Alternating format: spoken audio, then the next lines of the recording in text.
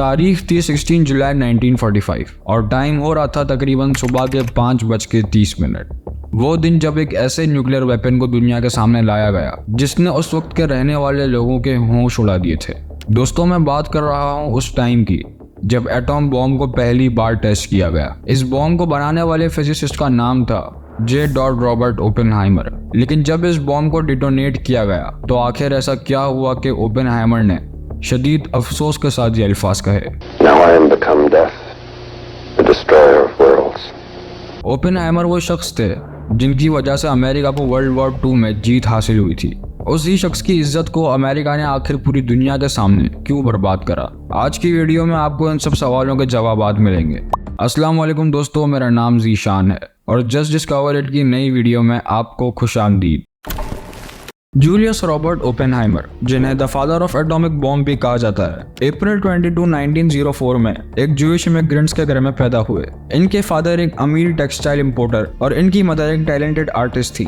दोस्तों, इन्हें चाइल्डहुड से ही जीनियस माना जाता था। उन्होंने न्यूयॉर्क सिटी में एथिकल कल्चर स्कूल में पढ़ाई की। वक्त के साथ साथ उनका इंटरेस्ट साइंस में बढ़ता चला गया। केमिस्ट्री और फिजिक्स में वो काफी ज्यादा इंटरेस्ट लेने लगे। उनके केमिस्ट बनने के ख्वाब की वजह से उन्होंने 1922 में, जब वो सिर्फ 18 साल के थे, हार्वर्ड यूनिवर्सिटी में एडमिशन ले लिया, जहां उन्हें कोलाइटिस जैसी बीमारी हुई और उनका पूरा 1 साल जाया हो गया। मगर फिर भी उन्होंने 4 साल की डिग्री सिर्फ 3 साल में ही कंप्लीट कर ली। हार्वर्ड यूनिवर्सिटी में रहते हुए उनका इंटरेस्ट फिजिक्स की तरफ स्विच हो गया। 1925 में हार्वर्ड से ग्रेजुएट होने के बाद वो गॉटिंगन यूनिवर्सिटी में चले गए, जहां उन्होंने थियोरेटिकल फिजिक्स पर रिसर्च की और सिर्फ 23 साल की एज में पीएचडी कंप्लीट कर ली। गॉटिंगन यूनिवर्सिटी में रहते हुए उनकी मुलाकात कुछ मशहूर फिजिसिस्ट से हुई, जैसे कि नील बोहर। फिर वो वापस अमेरिका आ गए। दोस्तों, उनका ज्यादातर ध्यान पढ़ाई और रिसर्च में ही रहता था। वो किसी से इतनी बातचीत नहीं करते थे।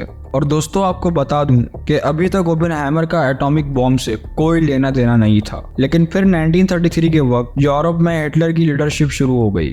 उस वक्त बहुत से जर्मन साइंटिस्ट जर्मनी छोड़कर अमेरिका जा रहे थे, जिसमें एल्बर्ट आइंस्टाइन का नाम भी शामिल था। दोस्तों, फिर 1939 में हिटलर ने पोलैंड पर अटैक करा, जिसकी वजह से शुरुआत हुई वर्ल्ड वॉर 2 की। हिटलर ने चंद जर्मन साइंटिस्ट को ऑर्डर दिया कि वो एक ऐसा न्यूक्लियर वेपन बनाए जिसके आगे हर वेपन छोटा लगे। लेकिन दोस्तों, एक शख्स था जिसको हिटलर के इस प्लान के बारे में पता चल गया। दोस्तों, मैं बात कर रहा हूँ एल्बर्ट आइंस्टाइन की। उन्हें लगा कि हिटलर कुछ बहुत ही डेंजरस प्लानिंग कर रहा है और फिर कुछ जर्मन फिजिसिस्ट जो जर्मनी छोड़कर अमेरिका आए थे, जैसे कि एल्बर्ट आइंस्टाइन, लियो सिलार्ड और यूजीन विग्नर, उस टाइम के American president Franklin D Roosevelt को एक लेटर लिखते हैं, जिसमें वो उनको अलर्ट करते हैं कि हिटलर इस दुनिया के पहले न्यूक्लियर बॉम्ब को बनाना चालू कर चुका है। प्रेसिडेंट ने फौरन एक्शन लिया और मिलिट्री को ऑर्डर दिया कि वो एटॉमिक वेपन पर काम करना शुरू कर दे। दोस्तों, ऐसा माना जाता है कि अगर एल्बर्ट आइंस्टाइन और बाकी फिजिसिस्ट ये लेटर ना लिखते तो एटॉम बॉम्ब कभी बनता ही नहीं। खैर दोस्तों, इस प्रोजेक्ट को नाम दिया गया द मैनहट्टन प्रोजेक्ट। यूएस की गवर्नमेंट ने इस प्रोजेक्ट पर बहुत पैसे लगाए। इस प्रोजेक्ट की वजह से 1,30,000 लोगों को एम्प्लॉयमेंट मिली। 1940s के दौर में इस प्रोजेक्ट पर $2 बिलियन लगाए थे, जो आज के होंगे तकरीबन $36 बिलियन। ये प्रोजेक्ट यूएस की हिस्ट्री का सबसे एक्सपेंसिव और बड़ा प्रोजेक्ट होने वाला था। और दोस्तों, आप यकीन नहीं करेंगे कि सिर्फ इस प्रोजेक्ट को बनाने के लिए गवर्नमेंट ने न्यू मैक्सिको के अंदर एक पूरा शहर ही बना दिया था, जिसका नाम था लॉस एलमोस। दोस्तों, अब बारी आनी थी कि इस प्रोजेक्ट को लीड कौन करेगा। आप सब सोच रहे होंगे कि जाहिर है एल्बर्ट आइंस्टाइन ने अमेरिकन प्रेसिडेंट को खत लिखा था तो वो ही लीड करेंगे, मगर ऐसा नहीं हुआ। यूएस गवर्नमेंट को लग रहा था कि आइंस्टाइन उनके साथ कोई चाल चल रहे हैं, क्योंकि वो बिलोंग भी जर्मनी से करते थे। तो फिर उनकी नजर ओपेनहाइमर की तरफ गई और उन्हें यह प्रोजेक्ट लीड करने को दिया गया।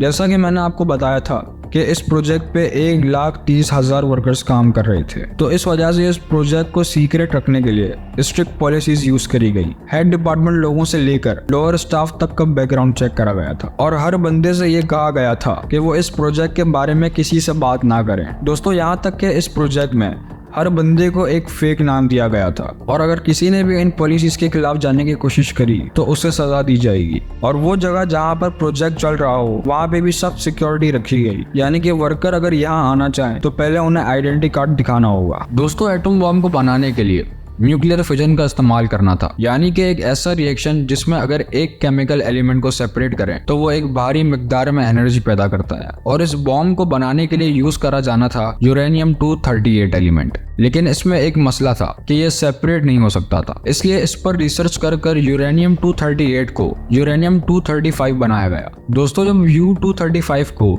स्लो मूविंग न्यूट्रॉन जिसे थर्मल न्यूट्रॉन भी कहते हैं अगर मिलाया जाए तो ये 2 और बड़े न्यूट्रॉन्स निकालते हैं और फिर आगे दूसरे यूरेनियम 235 से मिलते हैं। ये प्रोसेस चंद माइक्रोसेकंड तक चलता है और फिर खत्म होने के बाद एक बहुत बड़े धमाके और इससे निकली हुई भारी मकदार में एनर्जी की सूरत में दिखता है। लेकिन दोस्तों यहाँ एक और प्रॉब्लम थी कि यूरेनियम एक नेचुरल एलिमेंट है, इसलिए ये बहुत कम अमाउंट में पाया जाता है, जिस वजह से यूरेनियम 235 की जगह अब यूज करा गया प्लूटोनियम 239 आर्थर ओली कॉम्पटन के अंडर यूनिवर्सिटी ऑफ शिकागो में बनाया गया था। ये नेचुरल एलिमेंट तो नहीं है, मगर जो रिएक्शन ये पैदा करता है वो यूरेनियम 235 से भी ज्यादा खतरनाक करता है। दोस्तों अब बारी आनी थी उस वक्त की जिसका अमेरिका को बेसब्री से इंतजार था। 16 जुलाई 1945 सुबह के 5:30। इस बॉम्ब को न्यू मैक्सिको के अंदर लॉस एलमोस से 210 माइल दूर साउथ में एक बॉम्बिंग रेंज में टेस्ट किया गया और इस टेस्ट को कोड नेम दिया गया ट्रिनिटी।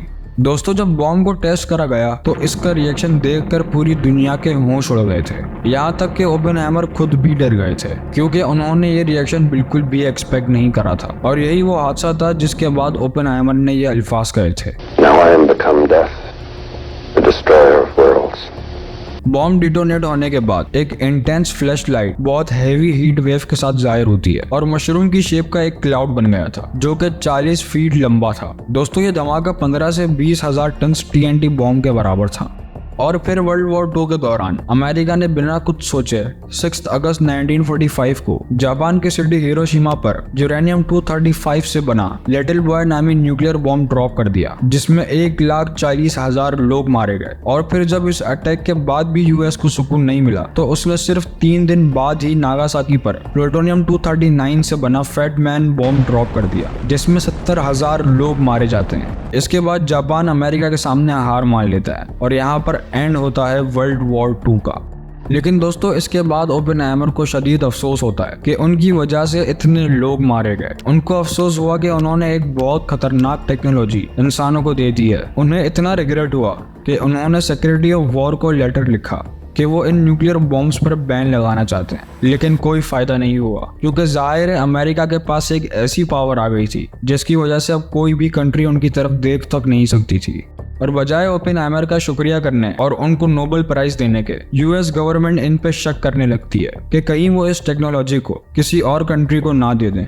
इस वजह से वो इन पे नजर रखना शुरू कर देती है, लेकिन आखिर हुआ वही जिसका डर था। 29 अगस्त 1949 को सोवियत यूनियन ने जब कजाकिस्तान में एटॉम बॉम्ब टेस्ट किया तो अमेरिका के लिए नाकाबिले यकीन था और अमेरिका का सीधा शक ओपेनहाइमर पर गया और बिना कोई प्रूफ के उन पे सोवियत यूनियन के एजेंट होने का केस कर दिया। लेकिन ओपेनहाइमर एक ही बात कहते रहे कि उनका सोवियत यूनियन से कोई लेना देना नहीं था, मगर फायदा कुछ नहीं हुआ और वो केस हार गए। ओपेनहाइमर वो शख्स थे जो एक टाइम पर बहुत इज्जतदार और बहुत बड़े साइंटिस्ट थे, मगर अमेरिका ने इनको पूरी दुनिया के सामने जलील कर दिया। यूएस गवर्नमेंट ने उनसे उनकी जॉब छीन ली और कहा गया कि उन्हें अब कोई भी मिलिट्री सीक्रेट्स नहीं बताए जाएंगे, जिसका उन्हें बहुत अफसोस हुआ और उन्होंने फिर कभी मिलिट्री प्रोजेक्ट्स की तरफ नहीं देखा। लेकिन जब 1963 में लिंडन बी जॉनसन प्रेसिडेंट बने तो उन्होंने ओपेनहाइमर को एनरिको फर्मी जैसा बहुत अहम साइंटिफिक अवार्ड से नवाजा, मगर फिर 4 साल के बाद ओपेनहाइमर की थ्रोट कैंसर की वजह से डेथ हो गई। दोस्तों ओपेनहाइमर को थ्रोट कैंसर होना कोई हैरत की बात नहीं थी क्योंकि वो एक चेन स्मोकर थे। उनकी एशेस यूनाइटेड स्टेट्स की वर्जन आइलैंड्स के बीच में बहा दी गई और उस बीच का नाम रख दिया गया द ओपेनहाइमर बीच। दोस्तों ने तारीख में हमेशा the father of atomic bomb से याद रखा जाएगा। दोस्तों लेकिन मजे की बात, आज की दुनिया में टोटल 9 कंट्रीज के पास न्यूक्लियर वेपन है, मगर हिरोशिमा और नागासाकी पर अटैक होने के बाद आज तक किसी भी कंट्री पर न्यूक्लियर बॉम्ब से अटैक नहीं करा गया। तो दोस्तों यही थी आज की वीडियो। उम्मीद करता हूँ कि आप लोगों को पसंद आई हो। अगर ये वीडियो इंटरेस्टिंग लगी हो तो कमेंट जरूर कीजिएगा और इस चैनल को आगे बढ़ाने के लिए और नई वीडियोस को देखने के लिए इस वीडियो को लाइक और चैनल को सब्सक्राइब कर दीजिएगा। मिलते हैं आपसे अगली वीडियो में एक और इंटरेस्टिंग टॉपिक के साथ। अपना ख्याल रखिएगा। अल्लाह हाफिज।